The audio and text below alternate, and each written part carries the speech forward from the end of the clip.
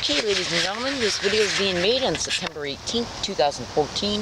It's only going to be 15 minutes long or less, so I'm going to have to talk very loud in this video. I'm sorry, I'm going to have to talk very fast in this video in order to be able to get as many details in this video pertaining to the subject matter and the theme of why the video is being made.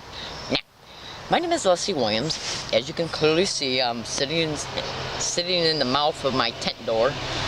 And what I'm actually doing right now while I'm talking to you is I'm going to be folding up my laundry to prepare to do it within the next 5 or 6 days. Now, as a result of me being a target, victim, and activist concerning the criminal expeditions of what is known as gang stalking, which can also be called organized stalking. Hold on.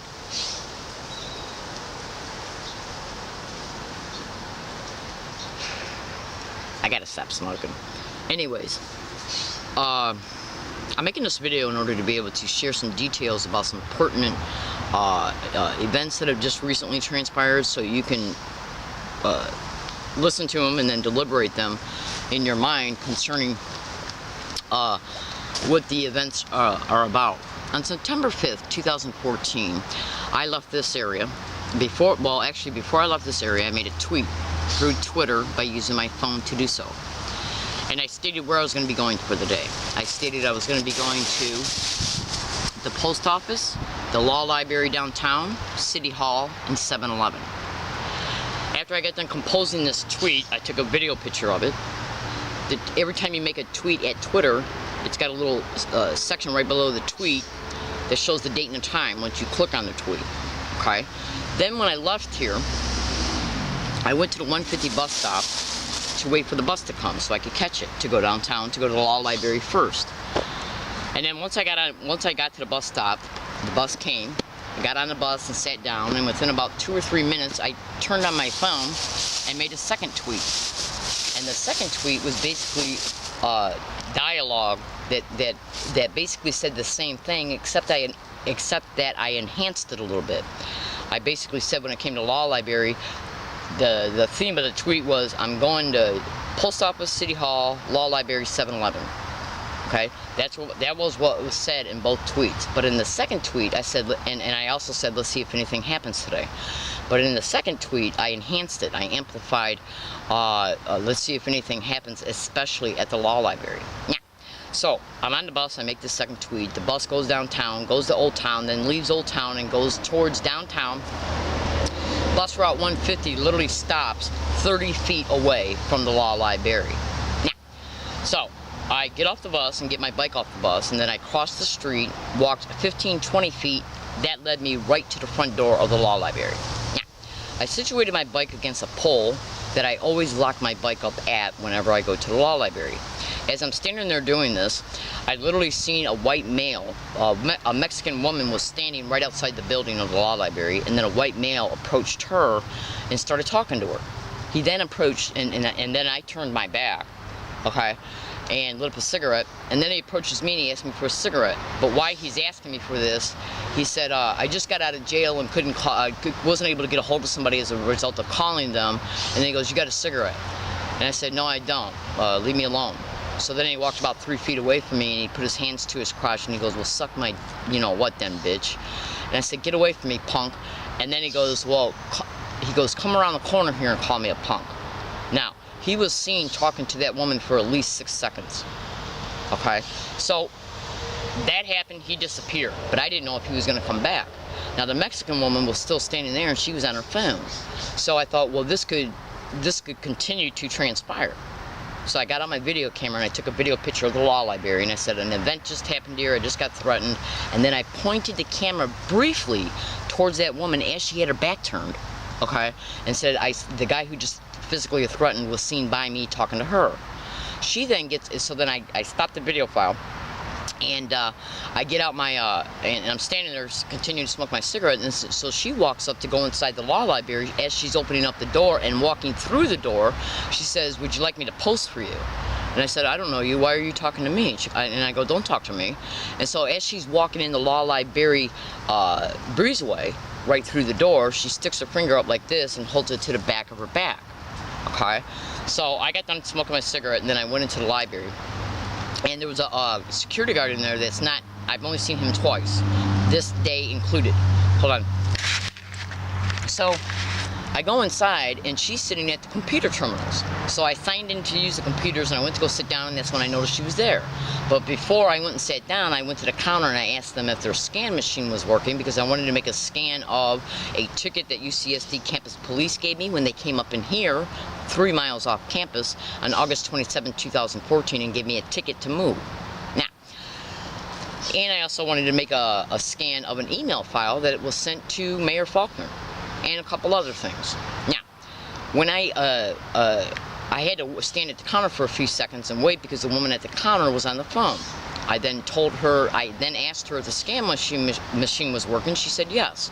I then walked away from the counter, went over to the security counter to sign in, went to go sit down, and she was literally sitting at a computer that would have been right behind mine, because that's the computer that I always use when I go in there as long as it's available.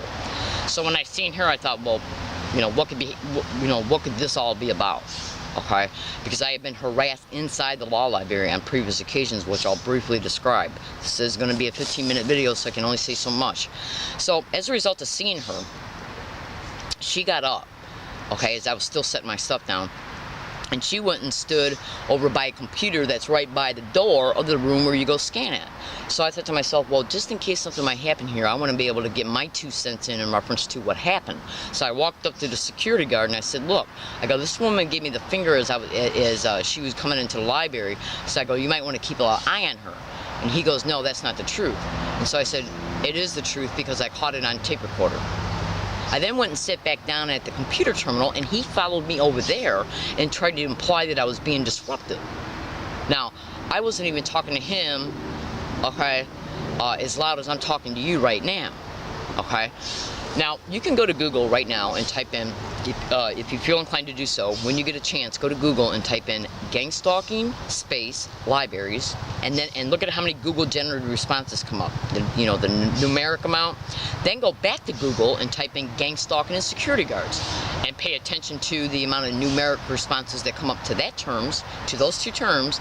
And then, if you feel inclined to do so, research all the blogs that come up when you type in each one of those descriptions, and you will literally witness that other targets of gang stalking are experiencing gang stalking in libraries, and that security guards have been identified parties in reference to them participating in gang stalking.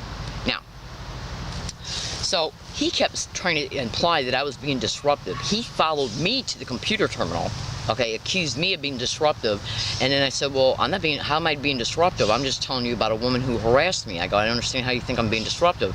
He goes, see, there you go, what you're doing right now is being disruptive. I said, no, it's not. What I'm trying to do, you came over here and followed me, you're telling me I'm being disruptive, I'm telling you I'm not, and so you're claiming that by me talking to you is being disruptive, literally. Okay, so he goes, if you don't stop, and I'm going to make you leave, or I'm going to call the cops and they can make you leave. And I said, well, I tell you what I'll do, why don't I call the cops? So he left my physical presence, and I got on my phone and called the police. Now, you might think to yourself, why is all this happening?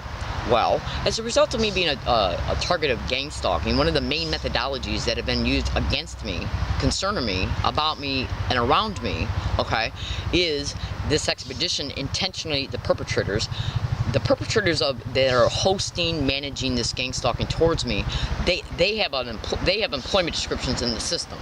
Okay, hold on a second. As a result of them being in the system, they have access to, but not limited to, the community notification, the sexual offenders notification, the violent persons registry, and the offenders notification. Now, these are law enforcement tools that are used in order to send out alerts to members in the community, church groups, anybody can sign up for them, neighborhood watch groups, community policing programs, businesses, and so on and so forth. But these criminal individuals in the system, definitely including police officers and social services workers, okay, are using these systems that they have access to as a result of their employment description being used. Hold on. As a result of their employment description being used, they're using these four communication systems to put completely innocent people on them who have literally done nothing wrong. Like, for instance, you're a person watching my video. Now, unless you're a criminal watching my video, then you know that you're not involved in any type of illegal or criminal activity. You're just an average Joe or an average Josephine. You basically just get up every day, you do your thing, you go to work, you come home, you go grocery shopping, you come home, you eat dinner, you watch TV, whatever, and you go to bed. And then you just repeat this every day. You enjoy your family, you're not involved in anything illegal whatsoever, you're just an average person. What they're doing is selecting the vulnerable, single mothers, single women, single fathers, parents or single parents that have disabled children or disabled adult children.